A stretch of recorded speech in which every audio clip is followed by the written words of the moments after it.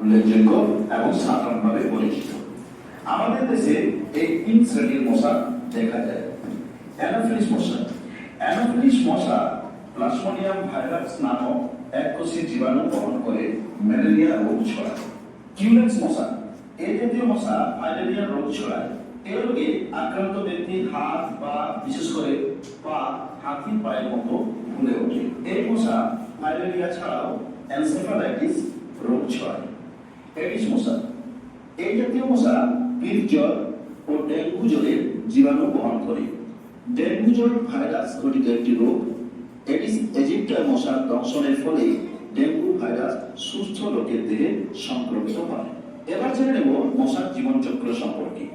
মশার জীবনে অন্যান্য পতঙ্গের মতোই চারটি দশা দেখা যায়, যেমন ডিম, শুটকিট বা লার্ভা, পিউপা এবং পূর্ণাঙ্গ অবস্থা।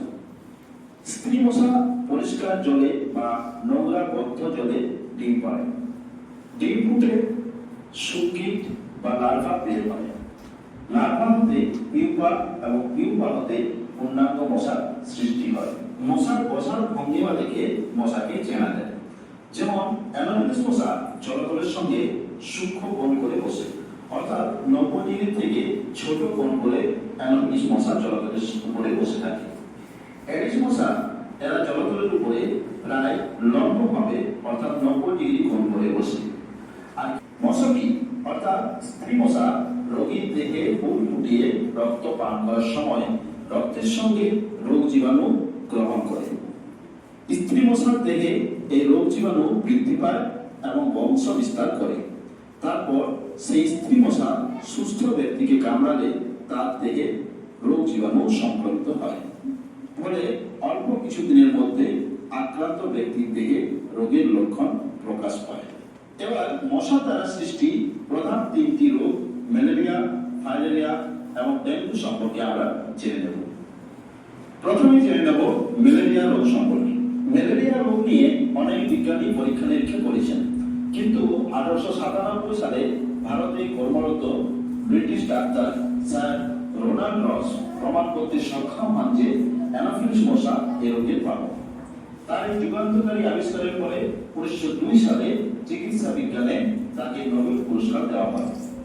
এই রোগের প্রথম দিকে মাথা ব্যথা, ক্ষুধামান্দ্য, বমিবমি ভাব, কোষ্ঠকাঠিন্য, অনিদ্রার লক্ষণ দেখা যায়। দ্বিতীয় পর্যায়ে শিরশির অনুভূত হয় এবং কাঁপুনি দিয়ে জ্বর আসে। জ্বর 105 থেকে 106 ডিগ্রি ফারেনহাইট পর্যন্ত হতে পারে। কয়েক ঘন্টা পর পর জ্বর কমে যায়, আবার আসে।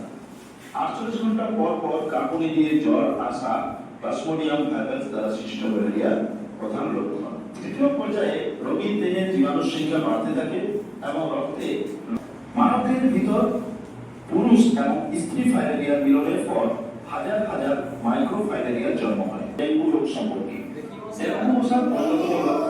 দেখো ভালো করে, সঙ্গে মাথা ব্যথা, ডেঙ্গুর মশাটা দেখো, সঙ্গে চামড়ায় লাল র্যাশ থাকতে পারে। জীবাণুর সংস্পর্শে আসার 3 থেকে 14 দিনের মধ্যে এই রোগের লক্ষণ প্রকাশ পায়। এই মশাটা কি রকম বলো তো গায়ে? তা ডেঙ্গু রোগ নয়। ডেঙ্গু ভাইরাসের কোনো নির্দিষ্ট টিকা নেই, সুতরাং প্রতিরোধ গড়ে তোলাই এর একমাত্র হাতিয়ার। ডেঙ্গুর বাহক হচ্ছে অ্যাডিস মশকি, আর এই মশকি সাধারণত সন্ধ্যেবেলা কামড়ায়, বলে এই সময় সংক্রমণের সম্ভাবনা বেশি থাকে। এডিস মশকি পরিষ্কার বদ্ধ জলে ডিম পাড়ে, তাই যেসব বদ্ধ জায়গায় পরিষ্কার জল জমা হতে পারে সেগুলিকে নিয়মিত ফেলে দিতে হবে। বর্ষাকালে বেশি জল জমে, তাই এই সময় ডেঙ্গির প্রাদুর্ভাব বেশি থাকে। সর্বদা মশারি টেনে ঘুমোতে হবে। ডেঙ্গি থেকে বাঁচতে ডেঙ্গি মশার বংশ বিস্তার কমানোই এর একমাত্র হাতিয়ার হতে পারে। এই ভিডিওটি এখানে শেষ করছি।